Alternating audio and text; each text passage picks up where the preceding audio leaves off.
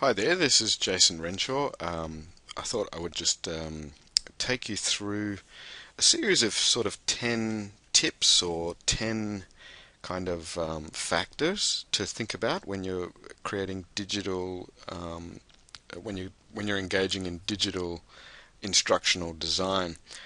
These are 10 things that are sort of fairly important to me when I go about creating lesson materials that I'm going to use online or in some sort of blended learning program where our learners have access to computers and at least at some time internet. Now, my first basic tip is the idea of what I call a downloadable lesson kit. Now, it's good if all the lesson material can be gathered in one place, where it's downloaded and that whole lesson is all one package. Using something like Moodle, I do sometimes find it difficult to run lessons purely out of the Moodle environment or within the pages and quizzes and lessons and that sort of thing within Moodle. I find that can be limiting in some ways, and it can be a little bit confusing to jump around different kinds of pages or to different resources.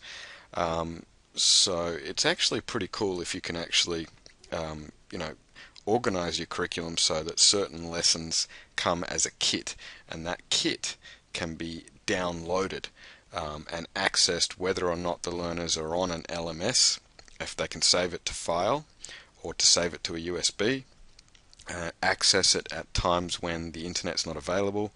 Or, for example, today I had a problem with Moodle access for our learners, but the learners had already downloaded a variety of lesson kits and they were able to just pull it out of their files and go on with their work.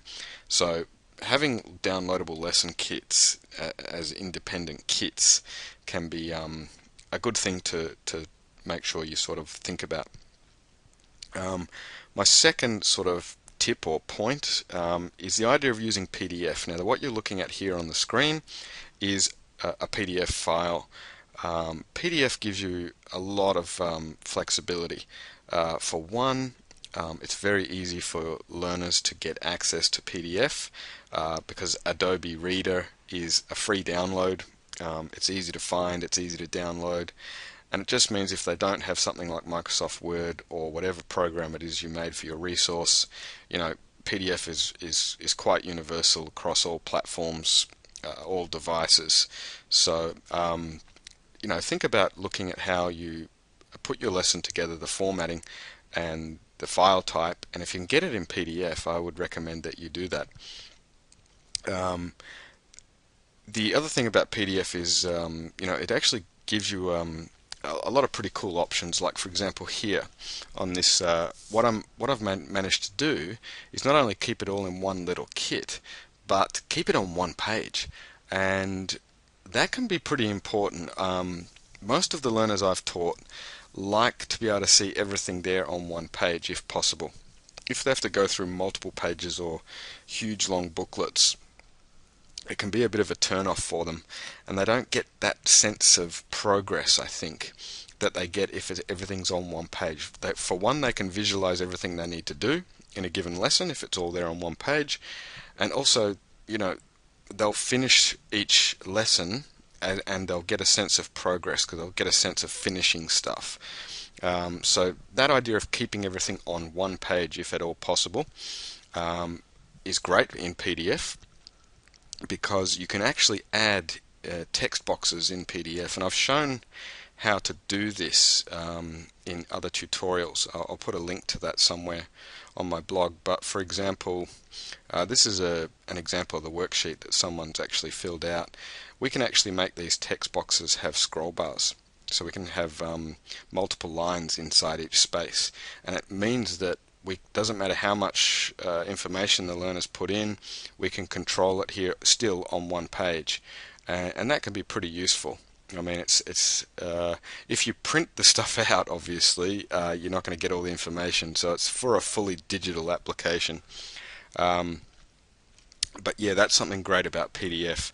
The other thing about PDF is the control it gives you over, and ownership it gives you over materials. For example, this is something I've made for the place I currently work, GTech at the Gordon.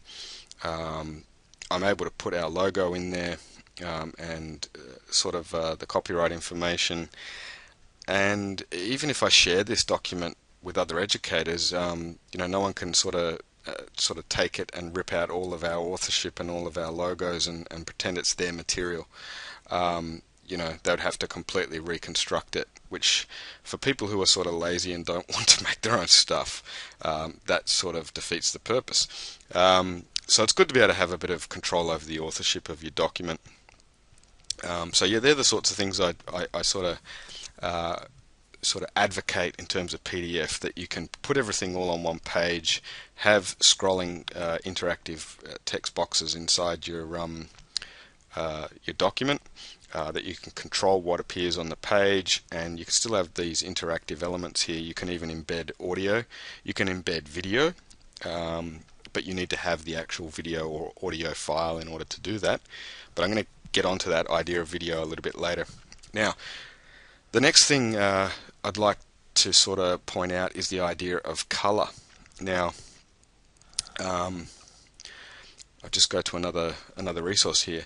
You can see how colorful this is, and a lot of people out there might be looking at this and saying, well, it's a bit over the top. Actually, it's a bit too much. These materials were made for an education program about sustainable work practices, so the whole idea of sustainability, the environment, green practices, that sort of thing. So I've very much sort of formatted my lesson material to that theme, and lots of blue and lots of green, lots of sort of fresh well, that's what I was trying to do anyway.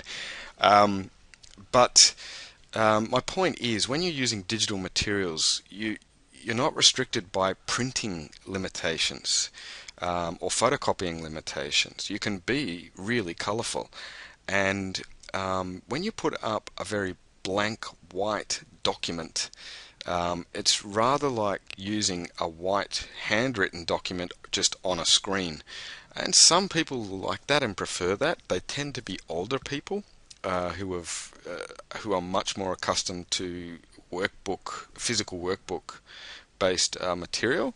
But certainly for the teenagers that I teach, they're not afraid of color. They're very much used to using web pages and seeing lots of color and lots of vibrant stuff happening on the screen.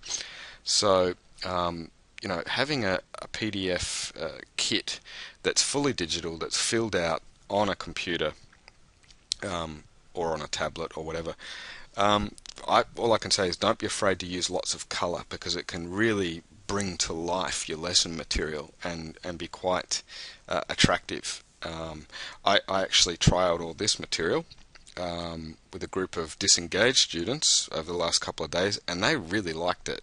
They really got into it, and a few of them told me it was because it looks really nice. It looks fresh and it looks alive, and it looks sort of exciting to get into.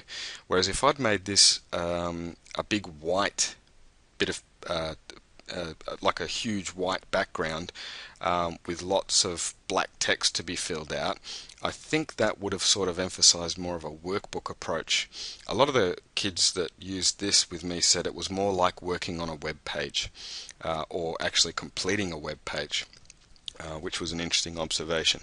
So, given that you're in digital and you're not limited by printing costs or anything like that, all I can say is don't be afraid to use color to make stuff really bright and alive, but obviously you don't want to overdo it, and you don't want to use that much color that people can't actually see what's going on and where they need to go. We don't want to blind them with color, and some people watching this might say, well, I've actually done that here, so maybe you're right, but try it out, see what works. So that was my third general point. Don't be afraid of color. My fourth is with your kit, your materials, I think it's good. I've mentioned this in other parts of my blog and in other things I've written. It's good to be able to put a few course details down on your material.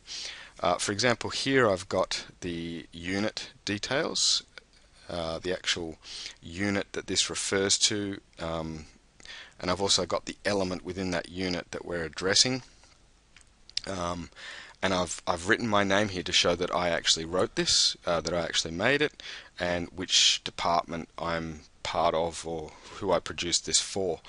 Um, and I think these things, they may sound minor, but I think they're really important because, one, if you get audited and you need to pull up this material, it's good to be able to show them exactly which unit this was for, which element within the unit you were addressing, um, and who made it and why they made it, when they made it. Um, I think those are all very important for auditing and compliance.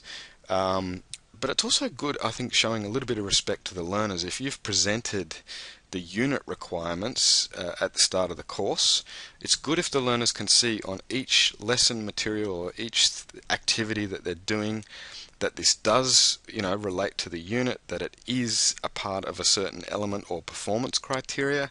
You don't want to overload them with all the multiple details that just are actually kind of hard for them to understand.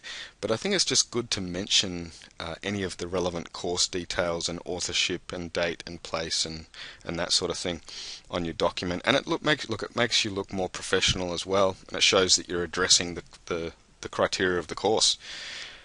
Now, my fifth point is in basic organization. Now, you can see that there is a kind of organizational structure to this. We've got our unit details up here at the top. We've got a name and date as well. We've sort of got some general details across the top. We've got a very bright visual thing here that really draws the eye. That's actually a still shot taken from a video, but it is the thing that I wanted the learners to look at first to get a general feel for what's going on here. And then you can see I've sort of got there's sort of three sections here. There's a visual section there. There's a larger section to the right, and then there's a little section here on the left. And you can see that I've got some borders happening. I've got some different colors happening, and they all serve a purpose. They're not just there to make it look pretty. For example, these green boxes here have a slightly different task focus to the blue ones. These are more sort of general critical thinking or general comprehension and critical thinking, whereas the blue ones are more specific information that the learners need to locate and show that they understand. So yeah, that use of color within an organizational structure is important to consider in your lesson material. And look, this is going to sound fussy, but I think it's important. Alignment is really important. It's probably the first thing I notice actually when I'm looking at materials, and I think that looks really amateurish and sort of poor. And that's when stuff doesn't line up. If you're a learner and you look at stuff, you notice these things straight away. If you've got I've got a clear center alignment here, I've got a sort of general alignment across the top there. All the task elements line up and align. The text boxes that people are going to write in align as they do over here. You can see I've got this sort of faded color strip bar here on the sides. That's designed to line up with the edge of the page a bit at the top and the bottom. It gives you a sense of organization. It gives you a sense of stuff's been well organized on the page. It's easy to go back and find things. Like, for example, if you're looking for a question number here, you've got a green thing to look for. If this text was indented more than that one, or there was a bigger space between this question and that box and this one and that box, it just tends to look sloppy. Might be a bit of a harsh criticism. But these little things really do matter, not just in terms of looking nice and looking like you've made you've put a lot of effort into it, but just easier to find stuff, easier to see stuff, easier to focus on certain parts of the page. So yeah, that's the basic organization and that sort of thing is, I think, really important. I think that the organization should also allow for flexibility, though. So you might be sitting here looking at this thinking, I'll go back to the example page here that a learner's actually completed. I've got the video here, and then I've got A, B, B1, 2 to 4, then C and D here, and you might be thinking, well, shouldn't A have been over this side? Well, maybe, but I think the closer to the top of the page the first task is, the better, I think. The other thing is, this is actually quite deliberate. These two boxes here are quite summative and critical thinking style things that are asking the learners to think a bit. So what I found was 2 out of 10 learners I was watching very closely actually decided to go and watch the video in full and answer these two general summarizing questions before they went into the nitty gritty on this side. Whereas, the other 8 to 10 people in the class actually started at A and worked their way through. And some of them actually looked through the questions and went for the questions they thought they could answer quickest, most easily, whatever. And look, I'm fine with that. If the material sort of facilitates that, that's great. And that's one of the bonuses of everything on one page again, because if they were going through a sequence of screens, each with its own prompt, we're actually saying you must answer this question first, then you must answer that question first, and we're assuming that all learners think the same. We're assuming that all learners get things in the same sequence, and that's not the real world, if you asked me. I generally find that learners like to approach their work in a variety of ways. Having everything on one page and having some structure and organization helps them find their way around, but let's let them do it in the way they want to do it. As long as everything's covered, let them come up with their own strategies and sequence and rhythm for their tasks. Now, my next point 6, is about video. Now, in all the pretty much all the materials I've made for this particular unit, I feature video. If it's available, if I can use video over a written text, I'll always go for the video, because like me, I think a lot of people are instinctively visual in the way they learn. They like to hear music and see and hear people talk. They like to see imagery, and it's much more enjoyable. So if you look at this resource here, what I've actually got is I've got 2 links on the page to the same source. So I've got it over here if people went this way through the worksheet, if they went vertically down here, but I've also got it over here if they decided to go over to A and then work through this stuff first. So if they actually click on this link, we're going to get a pop-up video. And I'll just let this play a little bit so you can see what this video is about.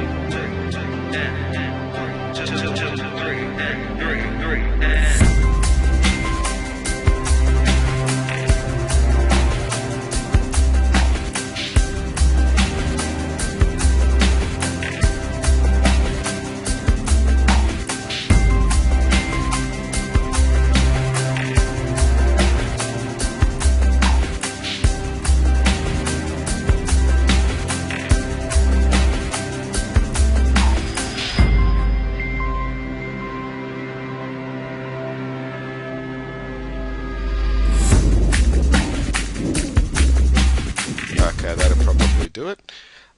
So yeah, in pretty much all the material that I use, whenever possible, if I can find a video, I will use that as my input, but I'll make sure it's a good video, not too long, good quality video, and it's worth taking that time to go and find good video material and base your comprehension or your critical thinking stuff around a video.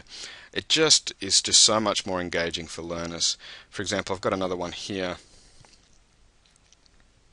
which is about climate change. This is all part of this whole sustainability The climate theme. of the Earth is changing, and the best science assesses that these changes are mostly due to us. Managing the risk of climate change is about two things. Firstly, we can reduce the amount of greenhouse gases we put into the air. Okay, so yeah, using lots of video, but making sure that it's good quality video, and then orienting your you can do a lot with video input. For example, this is an assignment here. I asked them to think about the idea of sustainability first for themselves, and then there's a range of questions here that actually really check and force them to go back and review information from that video. And sometimes they have to pause the video to get the information, because they don't always pick up all that fine detail just on one watch or one viewing. So you can do some pretty nifty things with your task types and your selection, and how you actually sort of get the learners to go in there and take both a broad view just from the video itself, but also, you know, a high level of detail or critical thinking based on what they see. So yeah, I try to use video as much as possible, and using this PDF format, I can actually just embed this as a link, and it will just pop up there in the screen for them, and they can watch the video, and next to them they have their worksheet. They can fill that out. Now, so yeah, that sort of covers my 7th point too, which is the actual tasks that we give them. So, you know, as I said, I'm using sort of what I call discovery activities first, to find out what the learners already know and to help illustrate for themselves what they may already be able to predict or guess, and then, you know, detailed questions here that require them to really look at input, and then summing up questions that also extend a bit, they're a bit open-ended, to get them really sort of going on from that input. So yeah, so that would be my 7th point, is the tasks that you use, and how you present them on the page. You know, you can use color, you can use different formats to highlight different kinds of tasks. Now my 8th point would be about something I would call consistency as well as variety. Very important, I think, in your instructional design. You'll notice here that these two, this is the first worksheet in our sustainability series, and this is the second one. You can see that there's a consistent format in pretty much everything. There's a bit of variety in the input, and the questions are slightly different. But you know, it's learners get a sense of security out of that. They get a sense of confidence when, you know, when one lesson from the next, you know, it's fairly similar, and they can actually get a feel for what they're going to have to do. For example, after they've done this one, they'll know that there's a video here, that there's a question there, and then there's some comprehension and some follow-up. Same for here, but slightly different questions and a different video, but again, what we're asking them is the same. But again, we don't want to get, I wouldn't want them to do this same format 25 times across a unit. So it's important to get, here I've made a little bit more variety.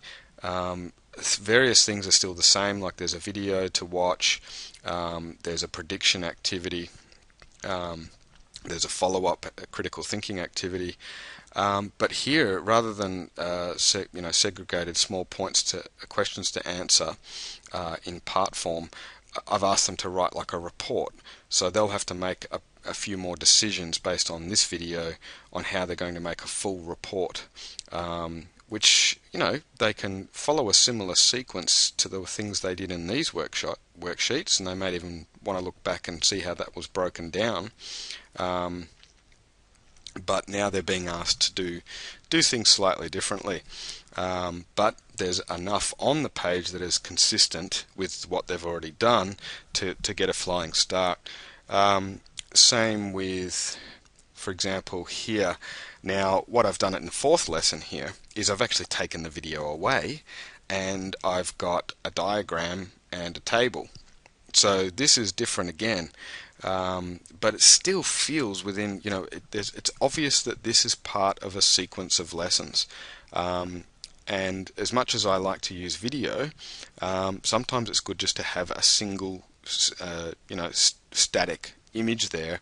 And instead of writing paragraphs or writing reports, it's sometimes good to fill out a table instead that they can take one step at a time. And I think that would be, my eighth point was having consistency but also variety. Now, my ninth point is with digital materials, because we're not restricted by printing limitations, there are much better or bigger chances for learners to get much more personalized material.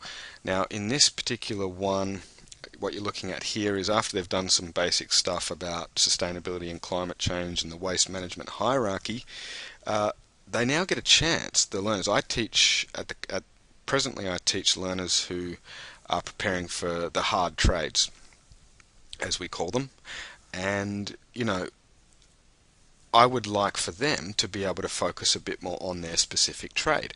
So on this particular worksheet, they're asked to think about the sustainability issues and the waste management hierarchy relevant to their trade.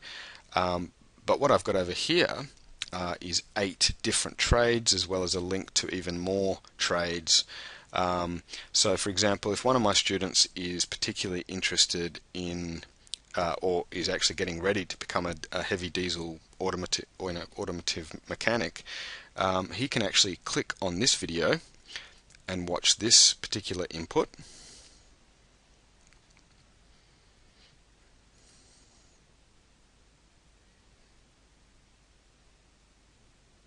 Okay, hello. I'm Alan Drew from Wetherill Park Take in southwestern Sydney, teacher of heavy. Now, this one is only been approved from the 1st of January 2008, and it's known to comply with ADR 8002. In the States, it would be probably called a Tier 3. Okay, so he's giving us lots of interesting information about sustainable innovation in heavy diesel. But someone else who's, some of my other students are plumbers, so they've got an option to watch a sustainability sort of interview or case study with a plumber. So, I came back from a trip to Brazil, and my father told me I needed a piece of paper. Rightio, so he's talking a bit about himself and how he became a plumber, and then he's going to talk about some of the stuff he does with sustainable design and sustainable work practice. But I've got 8 of the main trades here, and it just gives the learners this format fits any of those trades, and they get to make a decision. This is much more interactive and personalized. Now, we can't do that with all our stuff, obviously, but at the critical times or at critical stages in our lesson sequencing, wherever possible, if we can allow for a specialized and customized option that meets the personal needs of the learners, then great, put it in. And again, I had to go out and do some a lot of research to find all this video material for the different trades, but the payoff is great. My learners are engaged. It's very relevant to them, no matter whether they're a builder, a bricklayer, an electrician, a plumber, or a fitter and turner, fabricator. It doesn't matter. I can cater to their specific trade within this sequence of sustainability lessons. So I think personalization is very important if and when you can do it. Now, my last point, point 10, and you're thinking, thank God, I can't think I can listen to this guy anymore.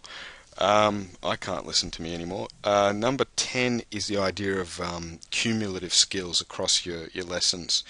Now, what you'll generally find here, if you look at this, is lesson 5, and it's asking them to apply the waste management hierarchy to their specific trade. Okay. Now, in the previous lesson, they defined the waste management hierarchy and